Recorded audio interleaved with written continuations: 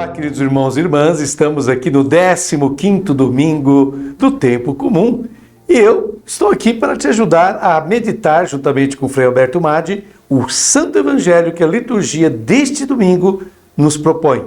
E o tema que eu escolhi para a liturgia deste domingo, 15º do Tempo Comum, ano litúrgico B, é o seguinte: o que você é não deve desmentir a mensagem que você anuncia. Vou repetir.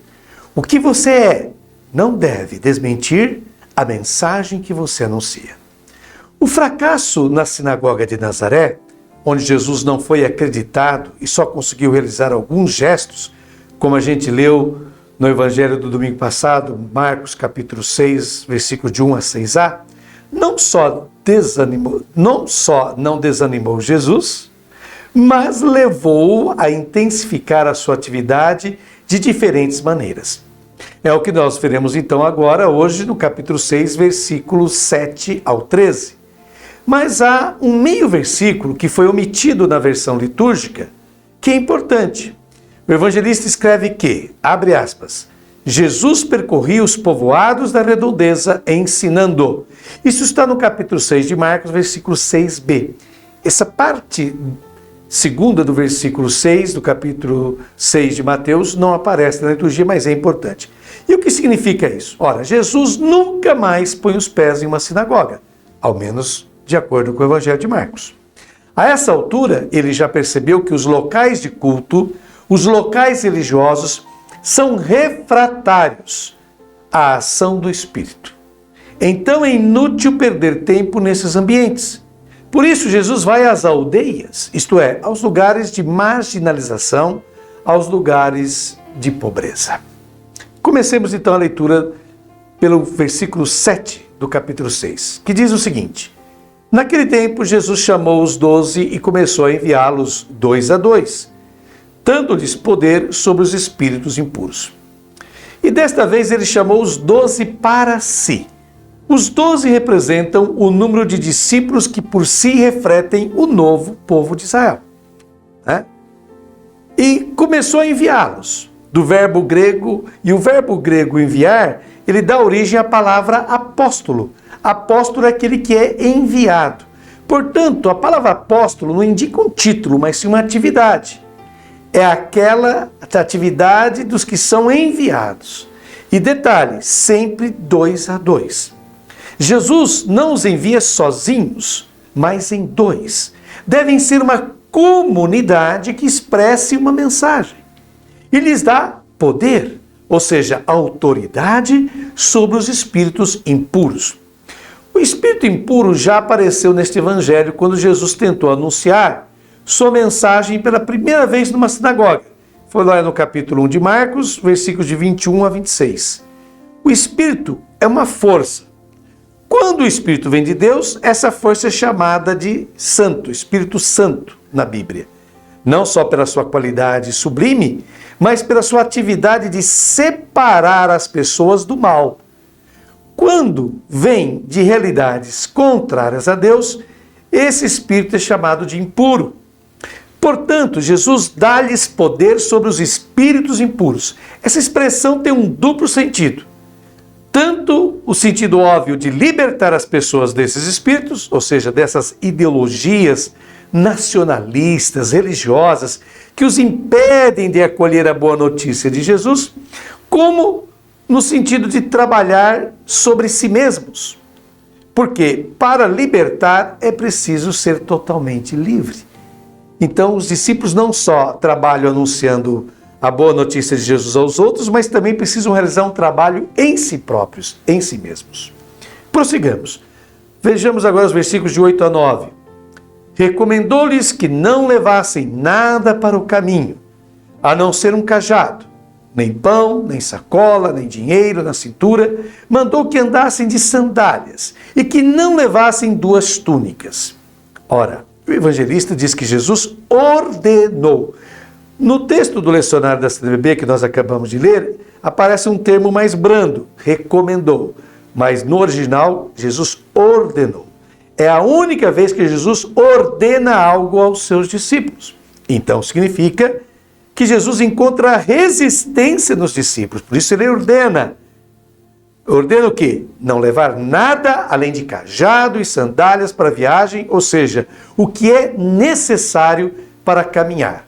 Jesus pede que os discípulos levem. Mas aí Jesus diz para não levar nem pão, nem sacola, e a sacola era típica de mendigo naquela época. Nem dinheiro no cinto. E o que isso significa? Significa que os seus discípulos devem ser pessoas totalmente livres, devem ser senhores, devem confiar plenamente na riqueza da mensagem que levam, que trazem consigo. Senhores livres, mas não ricos. É por isso que Jesus diz para não usarem duas túnicas. Duas túnicas eram roupas dos ricos. O que você é não deve desmentir a mensagem que você anuncia. Jesus não indica o que devem dizer, mas como devem ser, ou seja, portadores da boa nova. Vejamos agora o versículo 10 do capítulo 6 de Marcos. E Jesus disse ainda: quando entrardes numa casa, ficai ali até a vossa partida. Ora, e esta liberdade em relação às coisas materiais também deve ser para dentro, voltada para dentro. Jesus continua afirmando: quando entrardes numa casa, ficai ali. Ora, quando os judeus viajavam, pediam para serem hospedados apenas nas casas de outros judeus, possivelmente observantes, para terem certeza que as regras rituais do puro e do impuro seriam observadas. Jesus pede-nos que sejamos livres de tudo isto, que entremos nas casas como elas são e lá permaneçamos, porque para libertar, seus seguidores devem estar totalmente livres desses tabus, dessas superstições. Prossigamos agora lendo o versículo 11, que diz: se em algum lugar não vos receberem, nem quiserem vos escutar, quando sairdes, sacudi a poeira dos pés como testemunho contra eles. Mas Jesus adverte: se em algum lugar não vos receberem, nem quiserem vos escutar, quando sairdes, sacudi a poeira dos pés como testemunho contra eles. Era típico dos judeus, quando iam para terras pagãs, terras estrangeiras, ao voltarem para a terra de Israel, na fronteira, eles tinham o hábito de sacudir o pó das sandálias para não trazer nada de impuro para a sua terra. Então, o que Jesus está dizendo? Que a ideia do que é pagão está mudando. Quem é pagão na concepção de Jesus não é aquele que não aderiu ao Deus de Israel, mas é a pessoa que é incapaz de acolher, que é incapaz de ser fraterna. Não é mais a pessoa que adora outras divindades, mas para Jesus o pagão passa a ser aquele que não é fraterno, aquele que não sabe acolher os enviados de Jesus para evangelizar. Terminemos agora a leitura do Santo Evangelho com os versículos 12 e 13, sempre do capítulo 6 de Marcos. Então os 12 partiram e pregaram que todos se convertessem. Expulsavam muitos demônios, curavam numerosos doentes, ungindo-os com óleo. Bom, a conclusão é que os discípulos que partiram em missão proclamaram que o povo se convertesse, mesmo que isso não esteja explícito no texto. Portanto, pregaram uma mudança de vida. Para isso, expulsavam demônios, ou seja, libertavam as pessoas de todas aquelas ideologias que as tornavam refratárias, hostis ao acolhimento da boa nova de Jesus. E o último detalhe é importante, porque se preocupam não só com a parte espiritual, mas com a pessoa como um todo, a pessoa na sua integridade. Jesus tem isso em mente e eles ungiram muitos doentes com óleo e os curaram. Este é o primeiro retrato da atividade dos discípulos. Veremos no Evangelho do próximo domingo, que será Marcos, capítulo 6, versículos de 30 a 34, se Jesus ficou feliz ou não com essa atividade dada aos seus discípulos. E após essa belíssima reflexão de Frei Alberto Madi, faço as minhas considerações pessoais.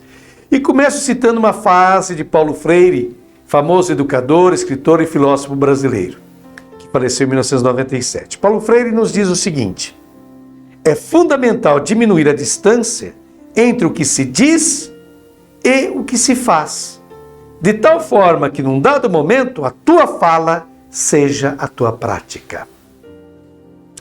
Quem não gostaria de receber um receituário pronto e garantido para ser bem-sucedido na evangelização? Muitos leem os evangelhos à procura dessa receita perfeita para o sucesso de nossa ação evangelizadora e da própria igreja, que é encarregada de realizar essa ação de evangelização nesta terra. O evangelho deste domingo, apesar de não poder ser considerado uma receita garantida para uma boa e perfeita evangelização, nos fornece as condições suficientes e fundamentais para que a evangelização, do modo como desejou Jesus, aconteça neste mundo em que ele viveu.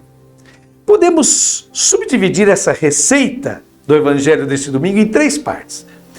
A primeira parte é o objetivo. O objetivo do envio dos discípulos de missão é a conversão das pessoas, como está em Marcos, capítulo 6, versículo 12. Essa conversão somente pode se dar mediante o contato vivo, lúcido e apaixonado com o Cristo. Não pode haver evangelização sem evangelizadores. E estes não existem sem a conversão, sem esse contato vivo e essa adesão viva, vibrante a Jesus. Segunda parte dessa receita de boa evangelização. Quais são as tarefas do evangelizador? Curar e libertar as pessoas, como está em capítulo 6 de Marcos, versículo 13. Ou seja, o evangelizador é aquele que deve aliviar os sofrimentos e lutar contra os agentes da violência neste mundo. A obra de evangelização não é algo que se reduz ao âmbito religioso, mas o ultrapassa. O ser humano somente pode fazer uma experiência viva, vibrante e autêntica com Deus se estiver liberto de todos os tipos de amarras, vícios e servidões.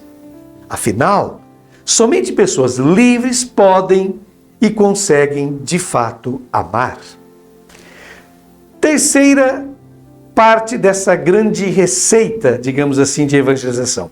Qual é a metodologia? Quais são as condições para essa evangelização ser bem-sucedida? Ora, para realizar essas tarefas, Jesus dá autoridade aos seus discípulos sobre os espíritos impuros, ou demônios. Ora, ao se falar disso, naquela época, se entendia as pessoas enfermas do corpo e da mente. Portanto, os verdadeiros discípulos de Jesus possuem poder para separar, afastar o ser humano de tudo aquilo que o escraviza, que o desumaniza, que aprisiona a sua mente e o seu coração, impedindo-o de se doar aos outros, de ser bondoso, misericordioso e feliz. Porém, isso só será possível observando certas condições que Jesus ordena. Quais são essas condições? A primeira, os discípulos devem adotar um estilo de vida que não esteja determinado ou condicionado pelo dinheiro e pelo bem-estar. É o que está claro nos versículos de 8 a 9 do Evangelho de hoje. Segunda condição, os discípulos não podem ter preconceitos, mas estar abertos a toda e qualquer experiência. É o que Jesus quer dizer em Marcos capítulo 6, versículo 10. Quando entrardes numa casa, ficar ali até a vossa partida. Não discriminar ninguém, não ter preconceito contra ninguém. Essa é outra condição para o sucesso da evangelização da nossa igreja. Terceira condição, não desanimar nem perder tempo com quem não acolhe e não escuta os enviados de Jesus. É o que está lá em Marcos capítulo 6, versículo 11. Enfim, o que Jesus quis dizer e ensinar a seus discípulos e a nós hoje é que a prática do reino já é o anúncio do reino. Praticando o reino, você está anunciando o reino. Isto é, se evangeliza vivendo a vida de tal modo que os outros nos perguntarão o motivo. Estais sempre prontos a dar a razão da vossa esperança a todo aquele que a pedir, já dizia a primeira carta de Pedro, capítulo 3, versículo 15. que nos leva a viver de modo tão diferente? As pessoas vão nos perguntar, o que leva vocês a viverem de modo tão diferente deste mundo? O que leva vocês a serem pessoas tão felizes, unidas, acolhedoras? Se a nossa prática for coerente, as pessoas nos perguntarão isso. Somente uma igreja constituída por evangelizadores, desapegados dos bens e do poder, não carreiristas, mas evangelizadores simples e humildes, autênticos e coerentes, somente uma igreja composta por tais evangelizadores conseguirá convencer a humanidade de que Cristo é a nossa única e definitiva esperança. E agora, concluindo a nossa meditação do Santo Evangelho deste 15º domingo do tempo comum, convido você a fazer junto comigo esta belíssima oração. Senhor nosso Deus, desvia os discípulos do teu Filho dos caminhos fáceis da popularidade, da glória barata, e leva-os aos caminhos dos pobres e dos flagelados da terra, para que possam reconhecer no rosto deles o Mestre e Redentor. Dá olhos para ver os caminhos possíveis para a justiça e a solidariedade, ouvidos para ouvir as questões de sentido e salvação que muitos que estão tateando se colocam, Enriquecer os seus corações com generosa lealdade, delicadeza e compreensão, para que se tornem companheiros de viagem e testemunhas verdadeiras e sinceras da glória que brilha no crucificado, ressuscitado e vitorioso. Ele vive e reina em glória contigo, ó Pai, para todo o sempre. Deus abençoe a cada um de vocês que nos acompanhou nesta reflexão, nessa meditação do Santo Evangelho. Façam tesouros das palavras e atitudes de Jesus. Tenham todos excelentes celebrações em vossas comunidades. E até a próxima semana, se Deus quiser.